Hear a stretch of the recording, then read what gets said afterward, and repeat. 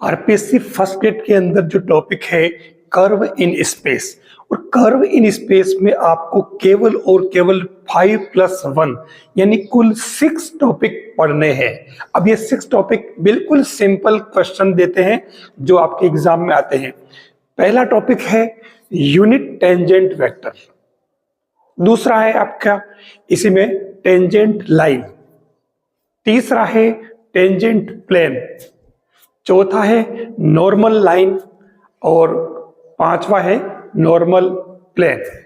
ये तो हुए 5 टॉपिक, और इनके इक्वेशन कैसे निकाले जाते जो मैं आपको बता रहा हूं। एक लास्ट टॉपिक इसी में और एक छोटा सा, वो है कर्व एंड सरफेस का कॉन्टेक्ट, यानी contact of curve and surfaces. तो ये 5 और 6 टॉपिक है। मैं बिल्कुल सिंपल तरीके से एक बेसिक फॉर्मूला यूज करते हुए आपको बता रहा हूं। आपका क्वेश्चन एग्जाम में सही हो जाएगा अगर आप इस वीडियो को ठीक से देखते हो तो। लीजिए हम स्टार्ट करते हैं। सबसे पहले unit tangent vector. Unit tangent vector के लिए आप इस डायग्राम को देखिए। यहां एक कर्व दे रखा है आपके ये सी r=rt, और इसमें अपन एक स्मॉल सेगमेंट लिया है PQ, जिसकी जो लेंथ है वो डेल्टा S है। ठीक है, OP हमारे पास में R है पोजीशन वेक्टर, और ये OQ जो है r+डेल्टा। यहां तक कोई खास बात नहीं, आप जानते पहले से। अब हम बात करते हैं यूनिट टेंजेंट वेक्टर। तो मैं स्टार्ट करता हूं unit tangent vector along PQ। तो वो क्या बन जाएगा, PQ upon mod of PQ। मैं इसको लिख सकता हूं डेल्टा R अपॉन कोड PQ बाय ज्योमेट्री। तो ये देखना, मैं सेट कर रहा हूं इसको। अब मैं इसको लिख रहा हूं डेल्टा R लिखो, और ये डेल्टा S, और ऊपर लिख दिया मैंने डेल्टा S अपॉन कॉड PQ। अब क्या है कि इसमें अगर ये P और Q बहुत नजदीक हो, बहुत पास पास हो, ठीक है, तो उस कंडीशन में अगर लिमिटिंग पॉइंट ले लें और Q टेंड्स टू P हो जाए, तो उस केस में ये क्या बन जाएगा आपके del R upon del S, और ये जो डेल S और ये है ये आपके PQ अपॉन PQ बन जाएगा। और इस कंडीशन में आप कह सकते हो dr/ds, और ये बन जाएगा आपके r डॉट। ठीक है, और ये r डॉट जो आया है वो उसको आप क्या लिखोगे, dr/dt। बहुत सारे बुक में इसने r डैश भी लिखा है।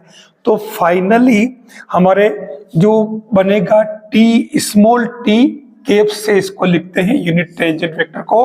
तो ये बन जाएगा आपके r dot upon mod of r, इसका भी डॉट, यानी जो फंक्शन होगा ROT का उसका डेरिवेटिव निकाल लें और फिर उसके नीचे भी उस डेरिवेटिव का मोड कर ले। ये आपका यूनिट टेंजेंट वेक्टर। अच्छा, एक बात और देखिए, ये r डॉट जो है इसकी डायरेक्शन क्या होगी, इसकी डायरेक्शन इस P पर जो टेंजेंट होगी, जिसको हम कहेंगे टेंजेंट लाइन, इसके एलोंग होगी, इसके पैरेलल होगा। ये आपको ध्यान रखना पड़ेगा। ठीक है, बस यहां तक हो गया। अब इसमें ये तो आपका यूनिट टेंजेंट वेक्टर आ गया, जो पहला टॉपिक आपका। अब इसी में नेक्स्ट आता है जो का लेंथ है S, वो बनेगी आपके T1 टू T2 और R डॉट मोड DT।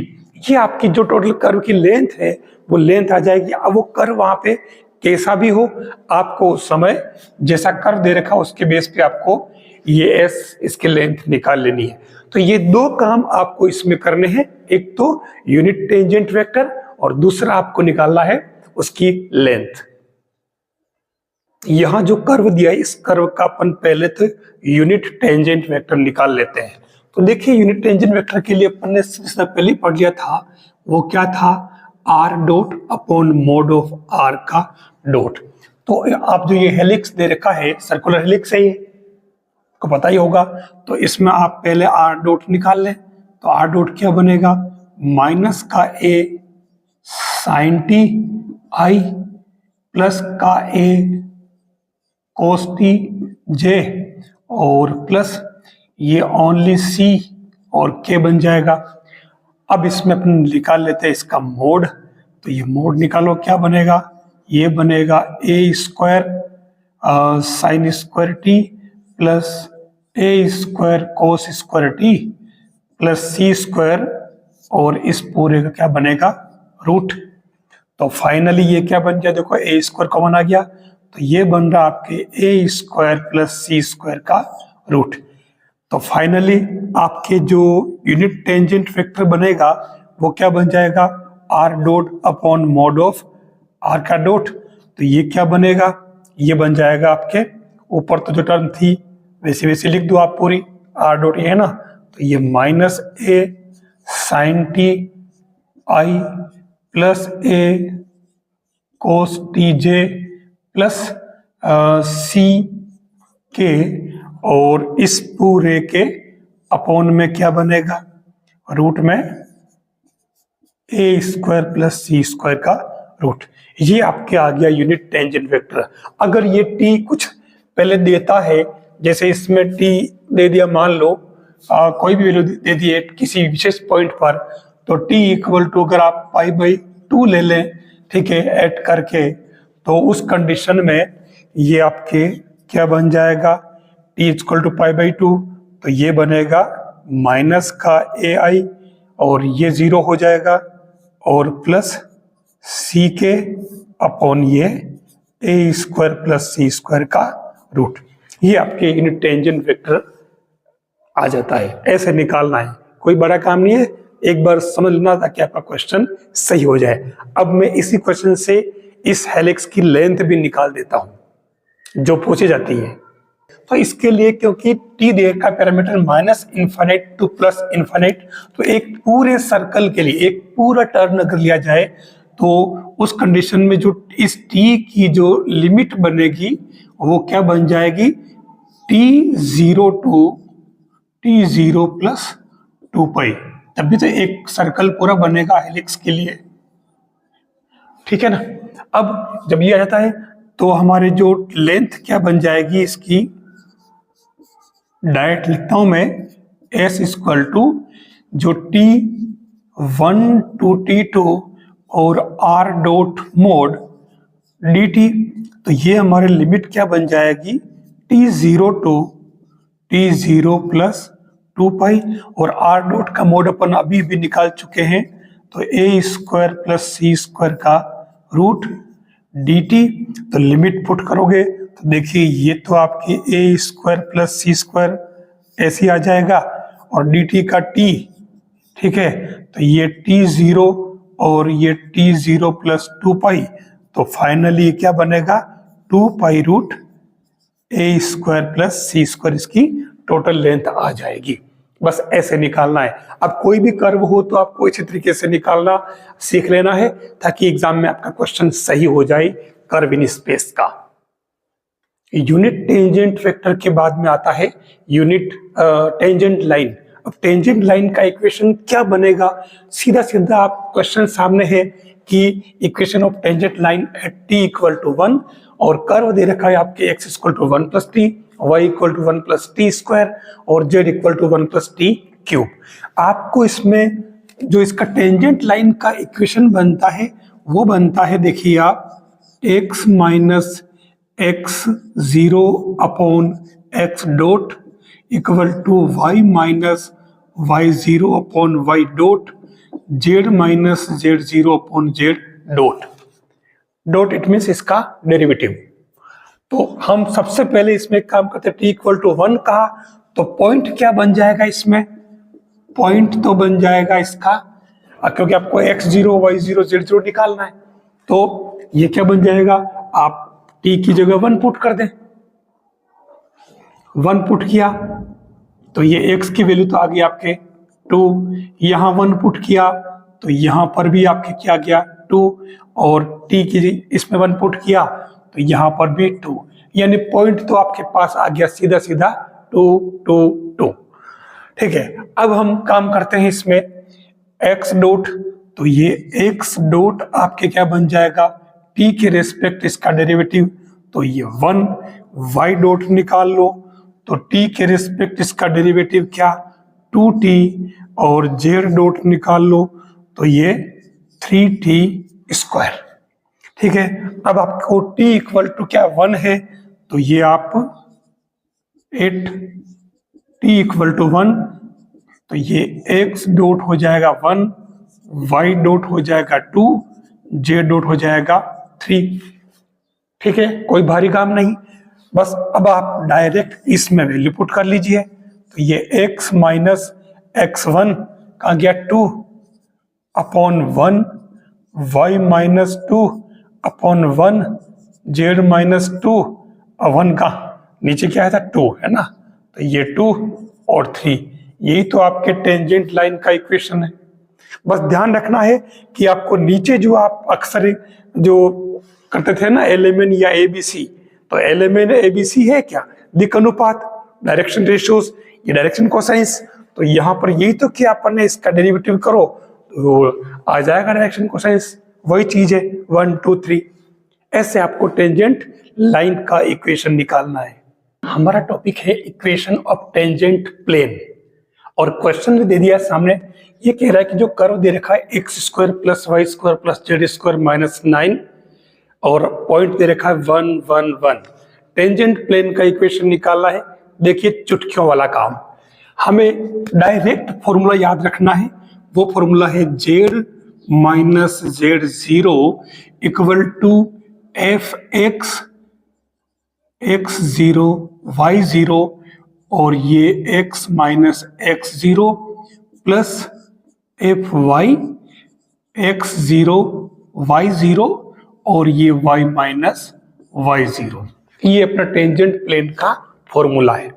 ठीक है, वैसे अगर आप ध्यान से देखो तो आप जो इक्वेशन निकाला करते थे ना पहले, y minus y1 equal to m into x minus x1, tangent line का इक्वेशन निकालते थे, तो ये देखो ना y माइनस y1 और m इंटू एक्स माइनस 1, तो यहाँ पर भी ये y माइनस y1 है, ये आपके m into x minus x1, क्योंकि यहाँ 3D हो गया है, तो इसलिए इसमें fx और fy यहाँ गए और ये x y यहाँ गए, ये z वाला और जुड़ गया।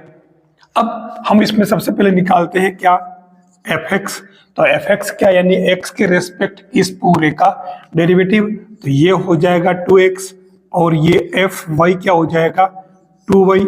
अब इसमें ये कहे कि एट 1 1 1, तो उस केस में आपके ये fx क्या आ जाएगा, जो पॉइंट दे रखा है ना इस पॉइंट पर, तो ये आपके हो गया 2 और आपके fy है वो भी 2 आ गया। ठीक है, x और y की जगह z इसमें आई नहीं था। अब डायरेक्ट फॉर्मूला अप्लाई कर दो, तो क्या बनेगा, जो इक्वेशन ऑफ टेंजेंट प्लेन बनेगा वो आपके बन जाएगा z माइनस z0 यानी कि 1, फिर fx एट x0 y0, तो ये आपके कितना आ रहा है fx2। ठीक है, ये x माइनस x1 ये वाला, फिर प्लस और ये fy आपके वो भी 2 है और ये y माइनस y1 यानी कि y1 कितना 1 हो गया। बस तो आप इसको सिंप्लीफाई कर लो, तो ये क्या बनेगा देखो 2x प्लस 2y माइनस 2 और ये माइनस z भी लिख दूं, ये 2 और z एक जैसे नहीं हो जाए, और ये प्लस 1 इक्वल टू 0, तो ये 2x plus 2y minus z 2 2 4 यानी कि माइनस का 3 इक्वल टू 0। ये किसका इक्वेशन आया, टेंजेंट प्लेन का। अब एक काम कर देखो, मैं यहां पर एक काम कर रहा हूं, इसी के साथ ऑब्लिक करके नॉर्मल लाइन का इक्वेशन निकाल रहा हूं। तो इक्वेशन ऑफ नॉर्मल लाइन वो क्या है, सीधा सीधा आप इसमें x minus x1 y minus y1 z minus z1 और अपॉन में आप क्या लिखोगे, अपॉन में आप सीधा सीधा जो इनके साथ में इनके कोफिशिएंट है, जैसे अब डायरेक्ट यहां से कर लो ना, ये x का कितना आया 2, ये 2, y का कितना 2, z का -1, इनके कोएफिशिएंट, क्योंकि नॉर्मल फॉर्म भी तो होता है। तो ये आपके इक्वेशन ऑफ नॉर्मल लाइन आ गया, यानी टेंजेंट प्लेन के इक्वेशन के साथ साथ ही आपके नॉर्मल लाइन का इक्वेशन भी आ जाएगा। ये प्लेन, ये लाइन, कंफ्यूज नहीं होना है। जो टॉपिक बचा है वो है नॉर्मल प्लेन का equation, equation of normal plane curve in space में। तो देखिए क्वेश्चन दे रखा है नॉर्मल प्लेन का इक्वेशन फाइंड करना है, और जो कर्व दे रखा है x = 3t, y = 3t², z = 2t³। इस कर्व को इस रूप में भी लिखा जा सकता है, ध्यान रखना। जो क्वेश्चन आएगा वो इस प्रकार से भी आ सकता है, 3t² 2t³। इस रूप में भी ये इक्वेशन दिया जाता है। अब आपको निकालना है नॉर्मल प्लेन का। तो नॉर्मल प्लेन के इक्वेशन का जो फॉर्मूला है, डायरेक्ट ही बात करूं मैं, x - x0 x dot, y - y0 y dot, z - z0 z dot = 0। अब हमारे को चाहिए सबसे पहले पॉइंट x0 y0 z0। तो आप इस कर्व के अंदर t = 1 पुट करें तो आपके पॉइंट क्या आ जाएगा, 3 3 2। ठीक है, अब हमारा काम बचा है x डॉट, y डॉट और z डॉट। तो ये x dot, it means dx/dt, जो क्या बन रहा है 3। और ऐसे ही y डॉट निकाले तो ये डायरेक्ट बन रहा है 6t, z डॉट निकाले तो ये भी 6t। और अगर अपन 8 पॉइंट हमारे पास t दे रखा है, t = 1, तो ये आपके x डॉट बन गया 3, y डॉट बन गया 6, z डॉट बन गया 6। बस अब तो वैल्यू पुट करो इसमें, तो ये आपके आंसर क्या बनेगा, ये बन जाएगा x - x0 यानी कि 3, फिर x डॉट। ठीक है, भले आप चाहो तो एक एक काम कर लो, y - y0 डॉट, थोड़ा दूर लिखो, z - z0 2। अब x डॉट ये कितना 3, y डॉट 6, z डॉट 6 0। तो ये क्या बन जाएगा, देखो 3x + 6y और प्लस 6z, वैसे 3 कॉमन आ रहा था, कोई बात नहीं। तो ये -9 -18 और -12 = 0। तो फाइनली 3 से एक बार उड़ा दो तो ये बनेगा x + 2y + 2z माइनस, और ये बन जाएगा 3 से 3 माइनस, ये हो जाएगा 6 और 3 यानी कि 4। तो final required answer is x + 2y + 2z - 13 = 0 is the equation of normal plane. ये हमारे कंप्लीट टॉपिक है यूनिट टेंजेंट वेक्टर से लेकर के tangent plane, tangent line, normal line और नॉर्मल प्लेन। ये हमारा एक बड़ा टॉपिक जो है कर्व इन स्पेस का आपके कंप्लीट हो गया।